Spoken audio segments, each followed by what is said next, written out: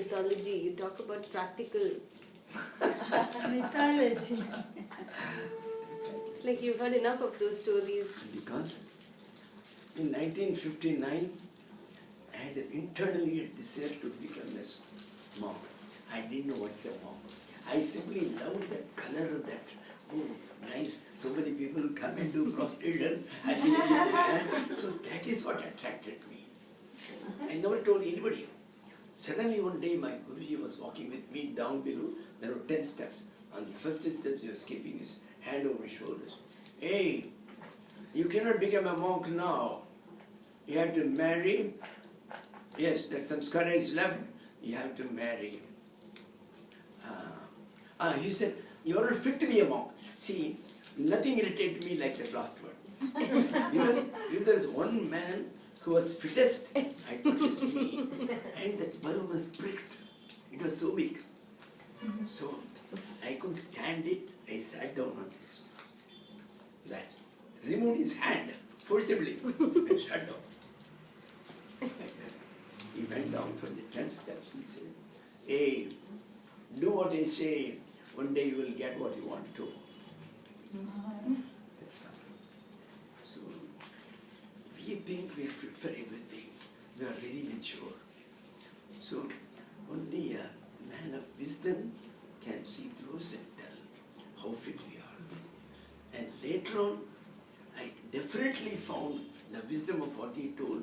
Otherwise, if only I had become a monk, then I would have been completely corrupt. That's why I could not have managed to follow the rules of monkhood positively. There's no doubt about it, which I learned much later.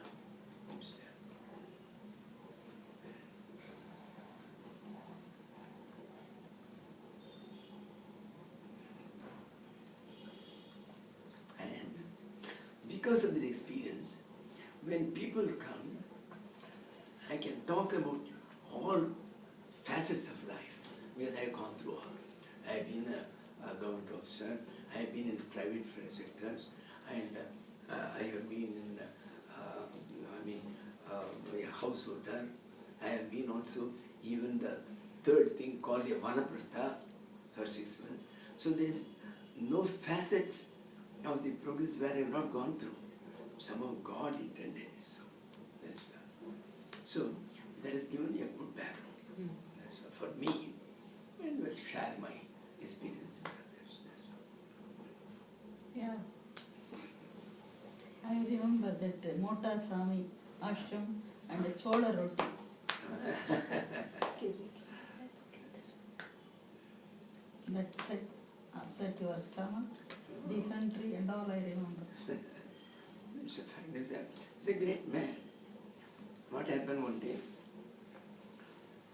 He was in the house of a professor. The professor invited the principal, a great Swamiji has come, so please come. So at the time when he came, he found Mota was keeping a newspaper, and he was telling one of the chaps who was there, one vyapari of gold, silver and all that, hey, the silver has reached this point, it won't rise up. So if you have got any stock, you sell them off. But don't tarry, tell your broker today itself. This principal thought, says Swamiji, discussing gold, silver, keeping a newspaper, he said, so he went back. He didn't sit down. He went back. And while going, he told the professor, Professor, don't be fooled by these so-called Swamijis.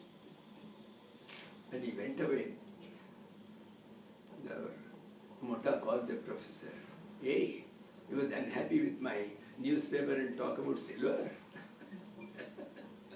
Yeah. See, you can't understand them. That's all.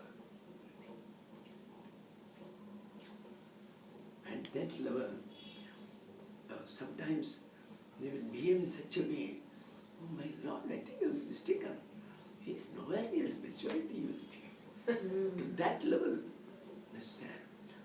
You cannot, unless their grace comes to you, you cannot recognize them even 1%. To understand them some 30-40%, Mahima tava gochara shuddhamani. When our mind by a lot of practices. Perhaps our Gurudev might have left his body by that time. And then when it becomes pure, then you realize, my Lord, what a Guru I had. Perhaps for my asking, he would have made me reach the highest state. What a fool I had been. He will know his glory much, much later. That is that. That always happens, no? It always happens. It always Never happens. able to understand. Quite true. When Bhagavan Ramana was there were Swamijis who were throwing stones at him every day. And one day he went behind him and caught him. Yes. So all these things are happening. Who thought that he is going to be a great man? So, how many recognized him perhaps? Yes, yeah, few recognized him. And one of them was Ganapati Muni, because he was a master in the mantras. She had had this to the extent of almost coming to the stage where he could visualize a God with form at all times. He was a master in the mantras. So he was perhaps one of them. The next was perhaps Murugana. So these people completely put themselves on his feet. That's all. They never demanded anything. That's all from him. That let me always at your feet. They never said, please bless me, please love me. No, let me be at your feet. That is the stage. That's called Atmanikshepakarpanyam. Shadvida Sharanagati. The Sharanagati completely you place yourself at his feet, never demand, never ask anything. So that is the highest time. Those people must have had much, they need real maturity to understand a master in that level. That's what I say. After you become famous, then people understand that's a difference. No, even then people won't Not understand. understanding. Oh, I think some people are fooled, you will say. So you can understand only when your mind becomes purer and purer. That's all. When it reaches at least about 70%, 80% purity, then you can understand you're a devotee, a real devotee, or our Guru, and all that. That's what happens. Yes, there were few who were almost like avatars at that time itself. Many knew about him. One was Mahanandami. She was not she had never been a sadhika or anything. She was born as an avatar, even from the birth, that's all. Even when she was 10 years old, she will go into Bhavasamadhi, her body will take different, you cannot imitate it, such things, and she will be that. In each state of consciousness, your body can assume different postures. And all these asanas were derived from such things. And they thought, if that conscious, if you can get this asana, let us do this asana, we'll get to that conscious. The reverse is not true. That's how it comes. There's your answer. There's his answer. He is asking, The question he asked in the beginning, the answers come now. Those who were wise and really wanted to know the truth of Mother, they would say, Mother, what should we do? And she would always say, remember the Lord. That's the only thing. That's the first advice, that's the last advice. That's all. But she would be... Satata smaranam. I will Yes. say continuous and the remembrance of the Lord, of the self. That's all. God, self, Atman, Brahman, they're all the same. Bhagavan Ramakrishna often used to say, my mother is the Brahman. I am talking of that as Kali. Not the Kali, which you think, which is limited to having a sword and with your tongue out. That's my Kali. So, this is only a token remembrance of that. So, the moment he saw the vastness, the unbounded, unwalled, the infinity he saw. He never saw all these things. And some would say to Mother, as some also said to Bhagavan Ramana, but our minds are not interested in God with form. And fact, just the other day I was reading somewhere where Bhagavan Ramana, in answer to that question, he said, you make the mind bear down on God. And he used the word God, not jnana. You make the mind bear down on it. Totapuri, Yeah. he gave the Advaita Diksha and Sanyasa to Ramakrishna, but he never believed in a Kali. And he found it difficult. Whenever she told him, come on, meditate, take your mind up, go further, suddenly at one time, he will see the Kalis dancing and this thing.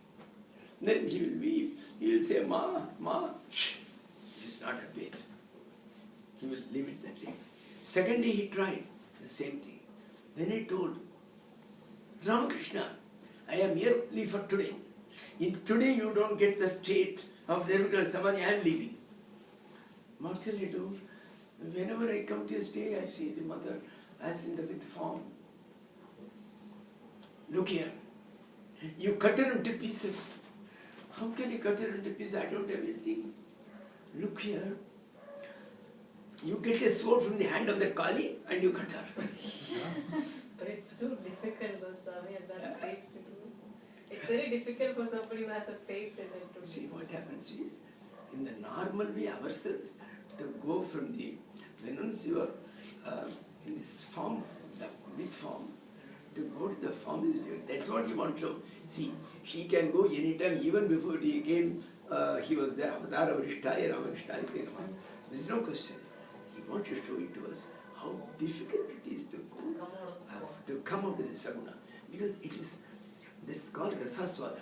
See, in Advaita, the four obstacles on this is kashaya. Kashaya is the various impurities. Then next is rasasvada. You have tasted the rasa of seeing a God with form, smiling at us so sweetly and talking with us. What do I want? I want nothing more.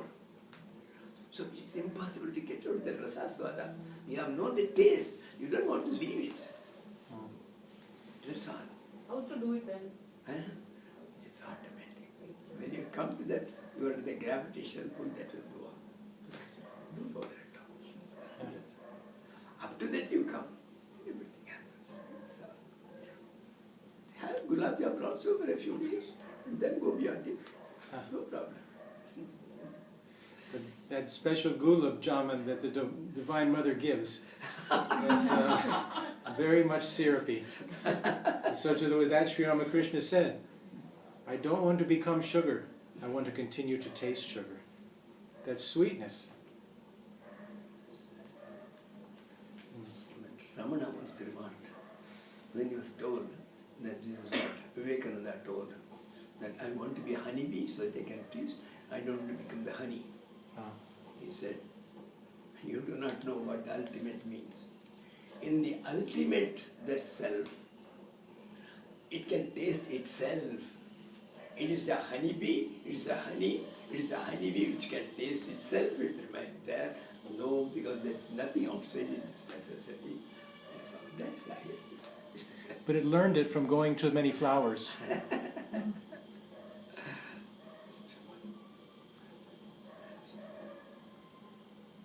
See, we don't know where we are. Let us go to some distance, and then all these things will come. Whatever is needed, they'll be given by that. That's all. That's all. Because we are here, nothing will be denied to us. We will reach our own nature. This problem, we will get all. Yes. Let us not be now making kite flying. What it will be when I go to Bombay, where will it be the sabji market or the vegetable market, or will it be very costly? I go there and you will find out, man. That's all. That's it. Right.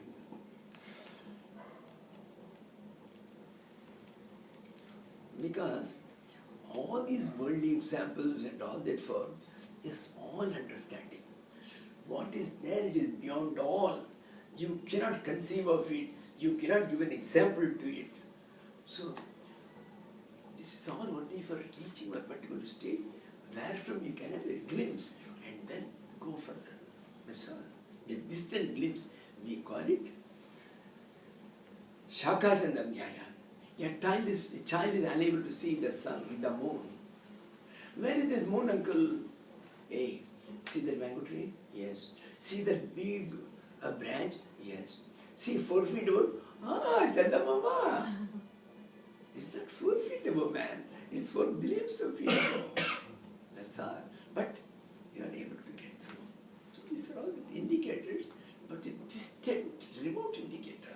But that's the work. There cannot be anything nearer than that, which is possible.